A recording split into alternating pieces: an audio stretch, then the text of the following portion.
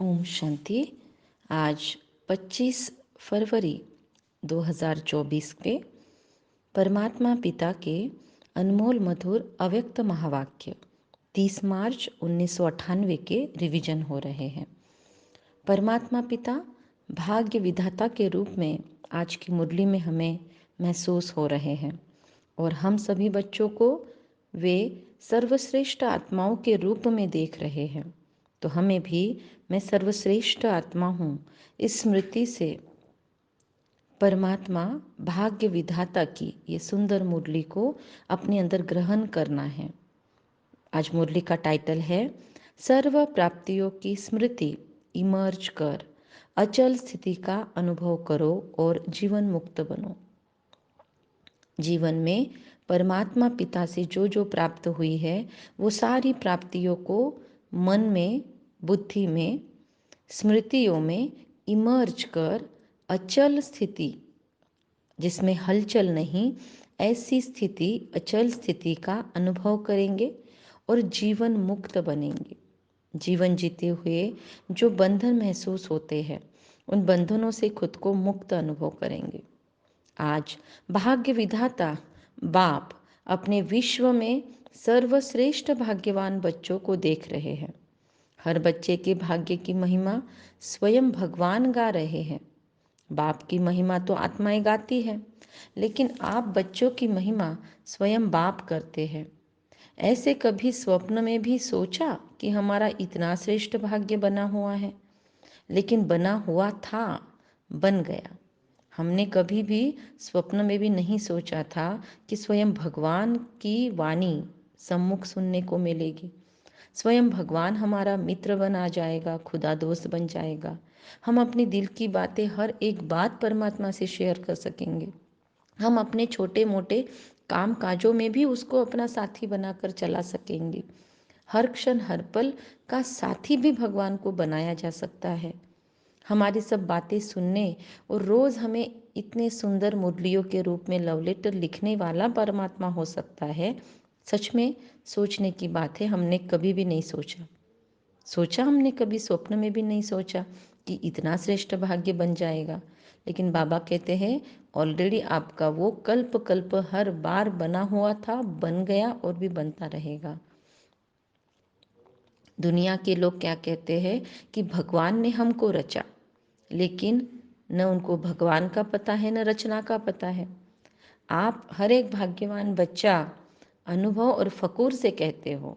क्या भगवान को नाज है हम पर कि बाबा सोचता है कि हम ऐसे कह रहे होंगे भाग्यवान और फकूर से, अनुभव के साथ, कि हम शिववंशी ब्रह्मा कुमार कुमारिया है। क्या नाम है हमारा? शिववंशी ब्रह्मा कुमार कुमारिया। हमको परमात्मा ने कैसे रचा है ये हमको पता है। चाहे ज्ञान लेने वाले छोटे बच्चे हैं, मुरली सुनने वाले, या बुजुर्ग है।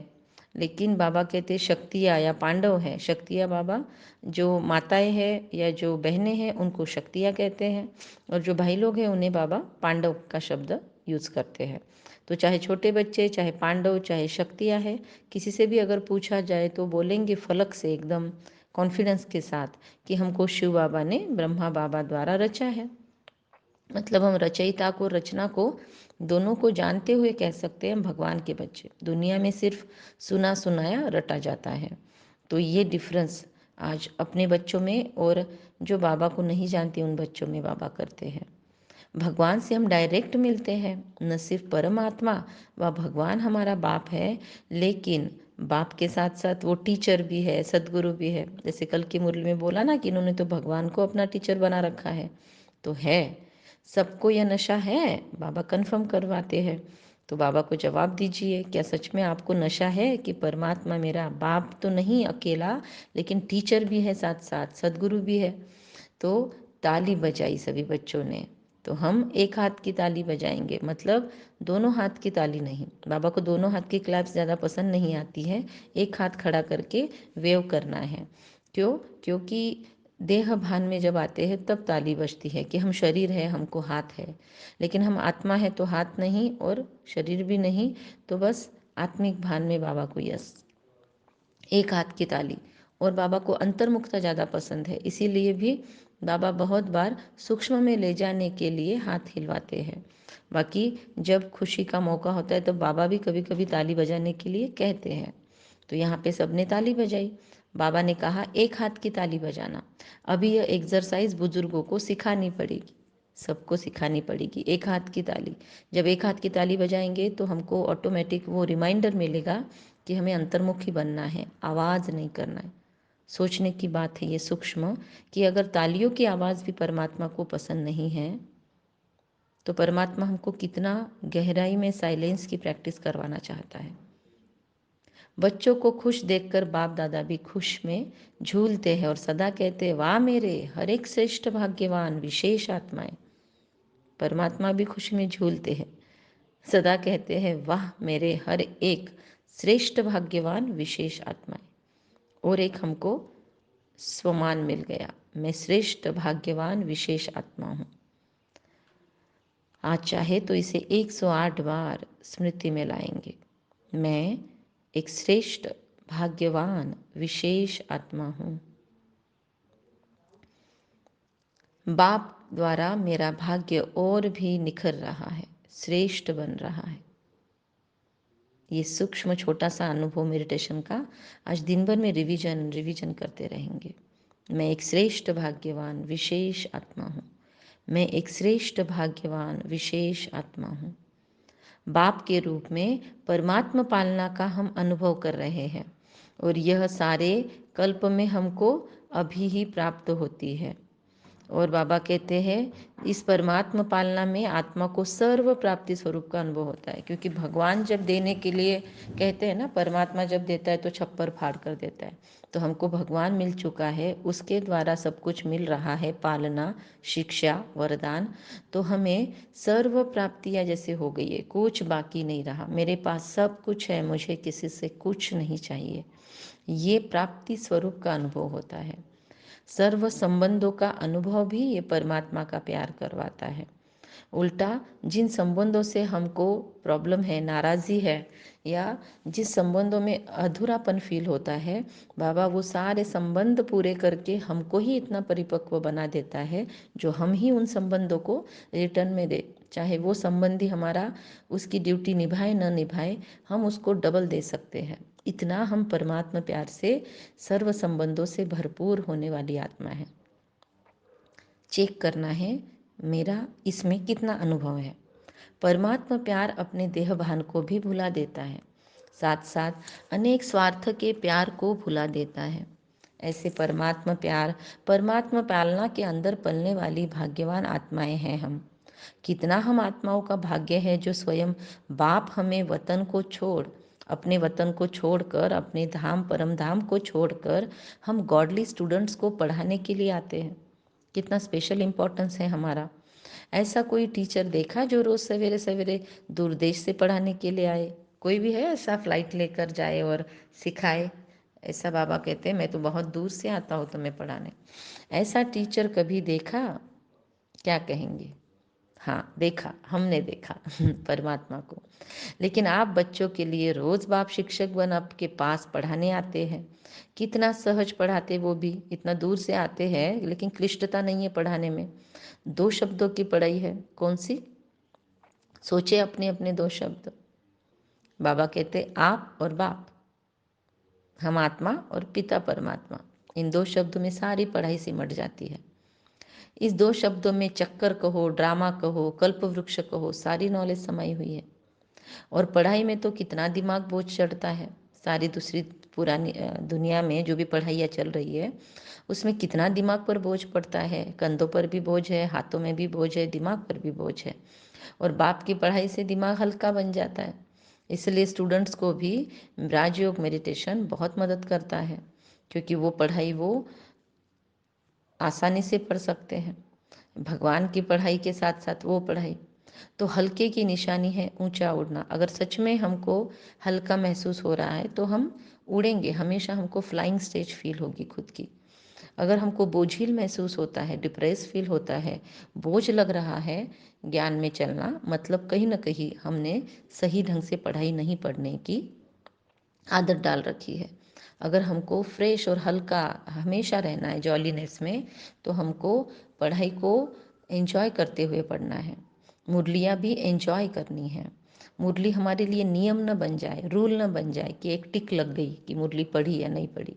लेकिन मुरली की हमको कशिश होनी चाहिए, हमें मुरली में इतना इंटरेस्ट फील होना चाहिए, एंजॉय करते करते हम पढ़ाई पढ़ें। तो हल्केपन की ये निशानी है ऊंचा उड़ना। स्वतः हल्की चीज़ भी जो भी लाइट होगी, वो लाइट चीज़ कोई भी वायुमंडल में ऊपर रहती है।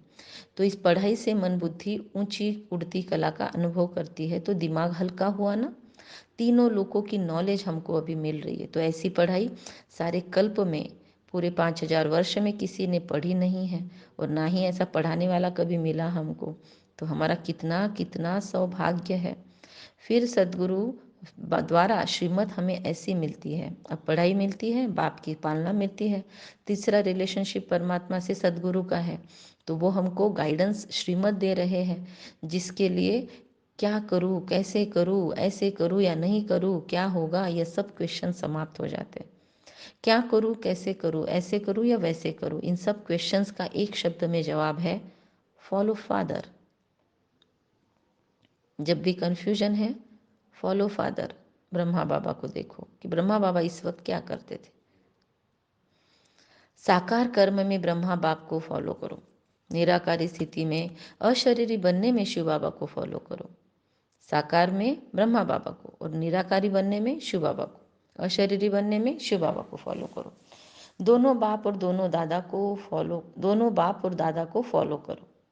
अर्थात क्वेश्चन मार्क समाप्त होना व श्रीमत पर चलना। एकदम इजी है ना, कॉपी मारना है बस ब्रह्मा बाबा को और शिव बाबा को। तो यह मुश्किल है, पूछते बाबा। पूछने की आवश्यकता पड़ती है क्या? कॉपी करना है, अपना दिमाग नहीं चलाना। बाप समान बनना अर्थात फॉलो फादर करना मुश्किल है, यह सहज है। सहज है ना? 30 साल वाले हाथ उठाओ। अच्छा, 30 साल में मुश्किल लगा या सहज लगा? जो भी 30 साल वाले होंगे वो हाथ खड़ा कर सकते, अगर ये मुरली सुन रहे हैं तो बाबा कहते हैं सहज लगा या मुश्किल? अभी देखो, 30 साल वालों को भी सहज लगा, तो आप जो पीछे आए उन्हों के लिए मुश्किल है या सहज? उल्टा अभी जो आए हैं उनको तो सब रेडीमेड मिला है। गर्मी के कारण सभी के हाथों में उस वक्त रंगी बिरंगी पंखे होंगे जो हिला रहे थे सभी। तो अच्छा है, पंखों की रिमझिम भी बाबा उसकी भी अप्रिशिएट करते हैं। सीन अच्छी है, नवीनता होनी चाहिए ना, तो इस ग्रुप की यह भी नवीनता है, रंग बिरंगी पंखे। तो टीवी में आया तो बाबा कहते हैं उसकी भी तारीफ करते हैं बाबा। और रोज़ सभी उस दिन सभी बच्चों को बाबा कहते भाग भाग कर पहुँच गए, तो बाबा भी स्नेह की सबको मुबारक देते हैं। हद के गुरु लोग कितने वरदान देते हैं, 1 या 10, ज़्यादा तो नहीं देते ना। लेकिन शिव बाबा हमको तो रोज़ डेली मुरली में सदगुरु द्वारा रोज़ वरदान मिलता है। ऐसा गुरु कब देखा? नहीं देखा ना, आप लोगों ने ही देखा, लेकिन कल्प कल्प देखा। तो इस कल्प में तो इसके पहले नहीं देखा ना, अभी देखा। तो सदा अपने भाग्य की प्राप्तियों को हमें सामने रखना है। सिर्फ बुद्धि में मर्ज नहीं रखो, मतलब बुद्धि में छिपा कर नहीं रखना है, इमर्ज करो, मतलब बार बार उसको स्मृतियों में लाना, रिफ्रेश करना। बार बार इन ऐसी खुशी देने वाले पॉइंट्स को हमको बार बार मन में मानस पटल पर इमर्ज करना है। इमर्ज करना मतलब ऊपर उभारना। मर्ज रखने के संस्कार को बदल कर इमर्ज करो। पता है नहीं, उसको फिर फील करके उसका एक्सपीरियंस करना है कि क्या मेरा श्रेष्ठ भाग्य है। अपनी प्राप्तियों की लिस्ट सदा बुद्धि में इमर्ज रखो।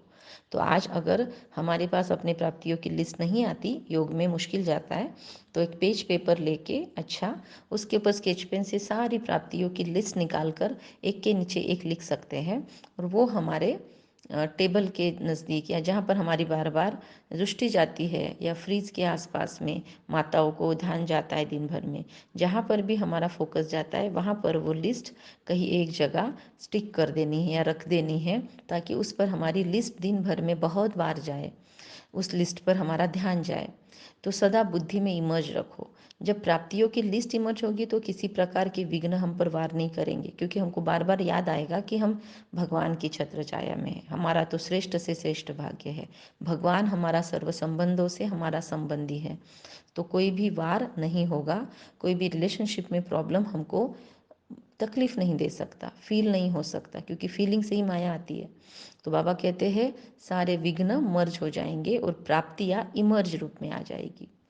बाबा जब हम बच्चों का सुनते हैं ना कि किसी भी कारण से कोई बच्चे मेहनत करते हैं, युद्ध करते हैं, योग लगाना चाहते हैं, लगता नहीं है, सोल कॉन्शियस बनने के बदले बॉडी कॉन्शियस में मेरे बच्चे आ जाते हैं, तो बाबा को अच्छा नहीं लगता।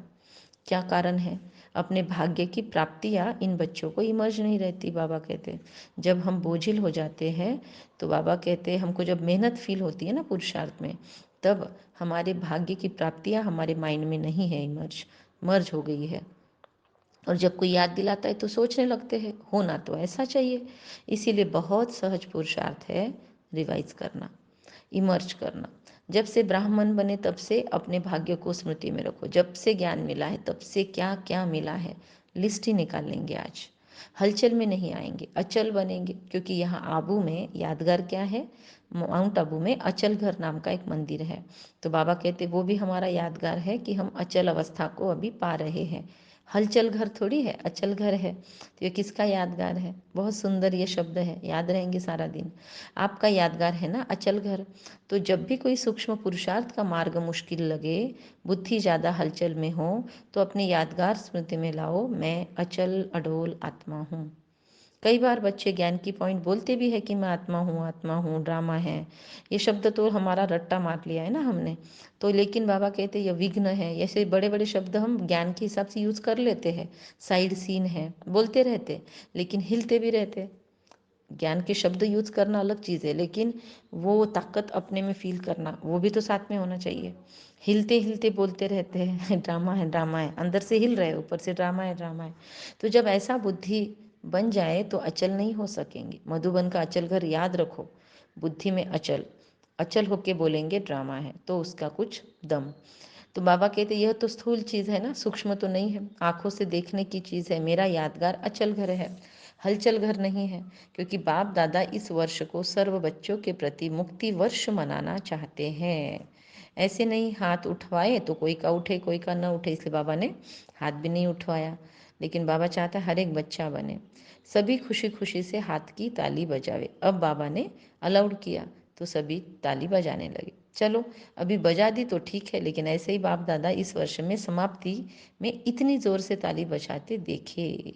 अभी तो बजाई अच्छा है, लेकिन तब भी बजाना, बजाएंगे। देखो हाथ की ताली बजा के तो खुश कर दिया। लेकिन बाप दादा नए वर्ष में 18 जनवरी विशेष ब्रह्मा बाप के शरीर से मुक्त होने का दिन है, तो 18 जनवरी में बाप दादा फिर हाथ उठवाएगा। तो बाबा ने उसके आगे जो 18 जनवरी आने वाली थी उसके लिए भी टारगेट दे दिया, मुक्ति वर्ष, अपनी कमी कमजोरियों से मुक्ति, हलचल से मुक्ति, हिलने डुलने से मुक्ति। तो बाबा कहते 18 जनवरी मनाना है 2 बार पूछा, सोचते तो नहीं रह गए, स्वरूप में लाया हुआ सोचते सोचते लास्ट में भी सोचते रहेंगे। तो ये रिजल्ट बाप दादा देखना चाहते हैं। आप बाप दादा टीचर के रूप में, सदगुरु के रूप में भी आए हैं ना, तो आज चेकिंग भी करवा रहे हैं। आज चार्ट की बहुत सारी पॉइंट्स हमको मिल रही है, दिखाएंगे। अच्छा याद रहेगा ना, प्राप्तियों को सामने रखो, बाप दादा की याद के साथ बाप ने जो दिया वह भी इमर्ज करो, क्या बनाया और क्या मिला। तो बाबा जीवन मुक्त स्थिति में हमें देखना चाहते हैं। संस्कार जीवन मुक्त के अभी ही बाबा चाहते हैं निरंतर कर्मयोगी, निरंतर सहजयोगी, निरंतर मुक्त आत्मा के संस्कार अभी ही हम अनुभव में लाए, इमर्ज रखें। बाप दादा ने इशारा भी हमको दिया था कि समय का परिवर्तन आप विश्व परिवर्तक आत्माओं के लिए इंतजार कर रहा है। हम कहते ना समय के हिसाब से हो जाएगा, बाबा कहते आपके हिसाब से समय बदलेगा। प्रकृति, आप प्रकृति पति आत्माओं का विजय का हार लेके आवाहन कर रही है। बस एक दृश्य सामने इमर्ज करेंगे अभी कि मैं प्रकृति जीत, प्रकृतिपति आत्मा एवर रेडी होकर रेडी हूँ, सेट हूँ, वेल सेट हूँ। और मेरे सामने प्रकृति के 5 तत्व संपन्नता की वरमालाएं लेके खड़े हैं कि हे प्रकृतिपति, हम आपके स्वागत के लिए आए हैं। विजय का हार लेके वो धीरे धीरे सामने आ रहे हैं। जल, स्थल, अग्नि, आकाश, पवन और इनका सबका कंबाइंड स्वरूप ये शरीर, इस प्रकृति पर मैंने जीत पाली है। और मेरे गले में माया जीत, प्रकृति जीत, अचल, अडोल, जगत जीत का हार, माला मुझे पहना रहे हैं। चारों ओर वाहवाही हो रही है। मैं अपने कर्मेंद्रियों पर जीत पा चुकी हूँ। सारी हलचल समाप्त हो चुकी है। मैं प्रकृति पति आत्मा हूँ। मेरे गले में प्रकृति विजय का हार डाल चुकी है। समय विजय का घंटा बजाने के लिए मुझ भविष्य राज्य अधिकारी आत्मा को देख रहा है। समय का घंटा बजने के पहले मैं एवर रेडी हो चुकी हूँ। मैं पूज्य देव आत्मा हूँ। मैं सभी भक्तों पर प्रसन्न हूँ। भक्तों की मनोकामनाएं पूर्ण करने के लिए मैं रेडी हूँ। मेरी कामनाएं कुछ भी शेष नहीं बची। हम आत्माएं अनेक भक्तों को सकाश के द्वारा, योग के द्वारा मुक्ति और जीवन मुक्ति का वरदान दे रहे हैं। दुखी आत्माएं पुकार रही है, हम दुख हरता सुख हरता, हम दुख हरता और सुख करता बन प्रत्यक्ष हो रही है।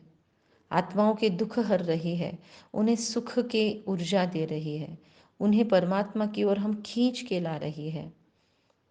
उनके आसपास जहाँ पर भी मेडिटेशन सेंटर्स है, उनको सेवा केंद्रों पर खींचकर हम लेकर आ रहे हैं।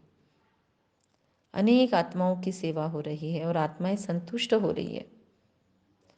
सभी का इंतजार, आवाहन खत्म हुआ। मैं रहमदिल बनकर, विश्व कल्याणकारी बनकर इन्हों के इंतजार को समाप्त कर रही हूँ। मेरे लिए ये सब रुके हैं, तो मैं इनका इंतजार समाप्त करती हूँ। मैं खुद जीवन मुक्त हो चुकी हूँ। सर्व आत्माएं, प्रकृति और भगत भी अब मुझ आत्मा की दृष्टि से, वृत्ति से, सकाश से मुक्त हो रहे हैं। सभी आत्माएं, प्रकृति और भगत आत्माएं मुक्त होते जा रहे हैं बंधनों से। मैं मुक्त बनकर मुक्ति का दान देने वाली मास्टर दाता हूँ। मैं विश्व परिवर्तन की जिम्मेवारी की ताजधारी आत्मा हूँ। मैं जिम्मेवार आत्मा हूँ। मैं भगवान के साथ मददगार हूँ। आत्माओं के दिल के दुख के विलापों को सुनकर मैं विश्व कल्याणकारी जिम्मेवार आत्मा उन्हें मुक्ति दे रही हूँ। मैं विश्व परिवर्तक आत्मा जिम्मेवारी की ताजपोशी मना रही हूँ। मैंने जिम्मेदारी का ताज पहना है। बाबा ने पहले भी मुझे कहा है, 100 हिमालय जितने बड़े बड़े विघ्न भी आ जाए तो भी हटेंगे नहीं, हार नहीं खाएंगे। तो ये मेरा ताजपोशी का और मुक्ति वर्ष है। इस वर्ष मुझे खुद में ये परिवर्तन लाना ही है। मैं दृढ़ता संपन्न सफलता मूर्त आत्मा हूँ। विघ्न जीत, प्रकृति जीत, माया जीत आत्मा हूँ। बाप दादा रोज मेरा चार्ट देख रहा है और मुझे अपना सच्चा सच्चा चार्ट पोता मेल में बाबा को लिख कर देना है।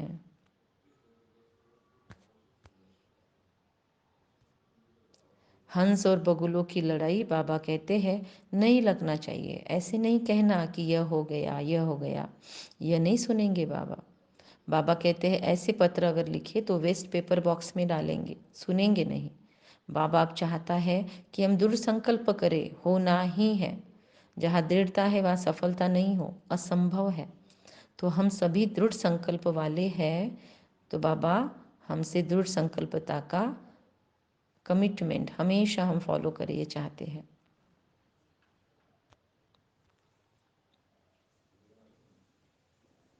फिर बाबा ने उस दिन सभी मधुबन वालों ने परिवर्तन का लक्ष्य बहुत अच्छा रखा, वो देखा। बाबा ने कहा लक्षण तो देखेंगे लेकिन लक्ष्य बहुत अच्छा रखा। अंतर में, अपने में जो अंतर आया है वह भी लिखा है।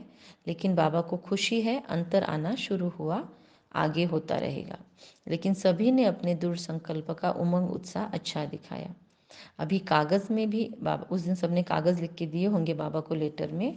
लेकिन बाबा ने कहा अभी कागज़ में है लेकिन कागज़ में भी पहला कदम तो है। तो बाबा को खुशी हुई कि कम से कम लिख के तो दिया, पर आगे फॉलो भी करना है। तो सारे वर्ल्ड के लिए, विश्व के लिए मधुबन वासी क्या है? अर्जुन, मतलब दिशा दर्शक, दिखाने वाले ओटेसो अर्जुन हैं। तो मधुबन वासियों को बाबा ने कहा सभी के लिए एक उदाहरण स्वरूप है। फिर बाबा सभी से इस मुरली में मिले और बाबा कहते हैं मधुबन का नक्शा बाबा बदला हुआ देखना चाहते हैं। फिर बाबा ने वो भी ताक लिया कि मधुबन में से कुछ बच्चों ने लिखा ही नहीं है, बहुत बिजी रहे हैं।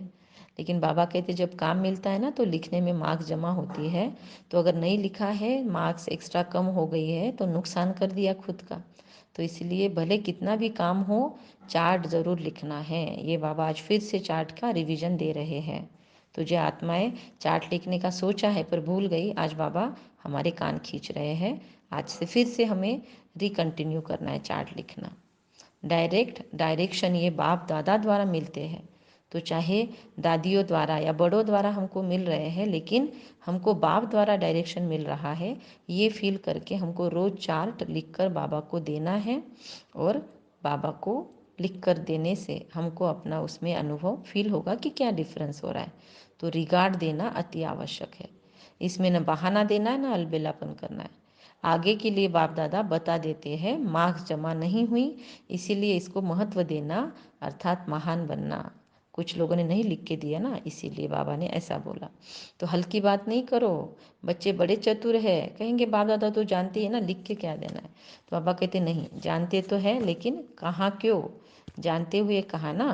तो इसीलिए हमने भी सबको ऑनलाइन मुरली में कहा हुआ है कि चार्ट लिखकर पोतामिल ग्रुप में बाबा को लिखना है कि आज हमने चार्ट दिया या नहीं दिया। तो ऐसे छुड़ाना नहीं चाहिए। बहुत ऐसे कार्य है छोटे छोटे, हाजी करने में एक्स्ट्रा मार्क्स जमा होती है।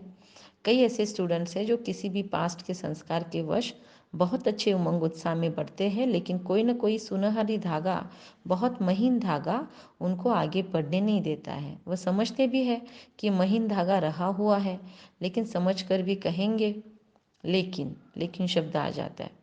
तो लेकिन ऐसे भी पुरुषार्थी है जो छोटी छोटी कॉमन बातों में हाजी करके मार्क्स ले रहे हैं, और हो सकता है कि वह थोड़ी थोड़ी मार्क्स इकट्ठी होते हुए आगे भी निकल सकते हैं। ऐसे भी बाप दादा के पास एग्जाम्पल के रूप में है। इसीलिए सहज तरीका है, छोटी छोटी हाजी करने में मार्क्स जमा करते जाओ, कट नहीं करो, जमा करो। बाकी बाप दादा ने देखा मेजॉरिटी ने अपना उमंग उत्साह अच्छा दिखाया है, इसलिए दृढ़ संकल्प के लिए विशेष उन मधुबन निवासी बच्चों को बाप दादा हाजी करने की मुबारक देते हैं। याद प्यार भी दे रहे हैं, लाख लाख गुना याद प्यार दे रहे हैं। ओके, बाबा ने मधुबन को इस मुरली में कहा कि बाप दादा को के स्वरूप को प्रत्यक्ष करने का मधुबन शीश महल है। तो एक बात की तो खुशी है, बाबा कहते अभी कागज़ में आया हुआ है, कर्म में लाना ही है। बाबा को जो भी कमिटमेंट दिया है वो कर्म में लाना है, और मधुबन वासियों के लिए नहीं, ये हम सब के लिए मुरली है। ठीक है ना। अच्छा, फिर बाबा ने मुबारक दिया। फिर बाबा कहते हैं अगर आप सभी को अचानक डायरेक्शन मिले कि अभी अभी अशरीरी बन जाओ, तो क्या बन सकते हो कि हलचल होगी? तो चलो एक सेकंड में हम भी अशरीरी बनते हैं, एक शरीर से अलग।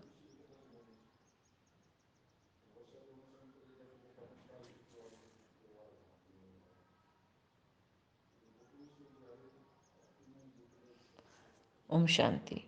बाबा कहते हैं लास्ट समय का यही अभ्यास पास विथ ऑनर बनाएगा। एक सेकंड में शरीर से बाहर, फिर से शरीर में। तो अभी बाप दादा भी कहते हैं एक सेकंड में सब बातों को किनारे कर अशरीरी भव। बाबा ने भी ड्रिल करवाई, तो हम भी ड्रिल, ऑडियो को पॉज करके, वीडियो को पॉज करके 1-2 मिनट अशरीरी हो जाए। अच्छा, चारों ओर के अति श्रेष्ठ भाग्यवान, परमात्मा पालना के अधिकारी आत्माएं, परमात्मा पढ़ाई के अधिकारी, परमात्मा सद्गुरु के वरदानों के अधिकारी, सदा दृढ़ता द्वारा सफलता के अधिकारी, सदा अखंड योगी, अचल योगी, सदा विश्व परिवर्तन की जिम्मेवारी के ताजधारी, सदा सर्व प्राप्तियों को इमर्ज रूप में अनुभव करने वाले, ऐसे विशेष आत्माओं को बाप दादा का याद प्यार और नमस्ते। हम रूहानी बच्चों की, अति श्रेष्ठ भाग्यवान बच्चों की, हम परमात्मा पालना के अधिकारी आत्माओं की परमात्मा पढ़ाई के अधिकारी आत्माओं की, हम वरदानी स्वरूप आत्माओं की, हम दृढ़ता से सफलता प्राप्त करने वाले अचल अखंड योगी आत्माओं की, विश्व परिवर्तन की जिम्मेदारी का ताजपोशी मनाने वाली आत्माओं की, बाप दादा को हमें ऐसा विशेष बनाने के लिए याद प्यार और नमस्ते। वाह बाबा वाह, शुक्रिया बाबा शुक्रिया, वाह रामा वाह, और वाह मुझ आत्मा के इस रामा में श्रेष्ठ से श्रेष्ठ भाग्य वाह।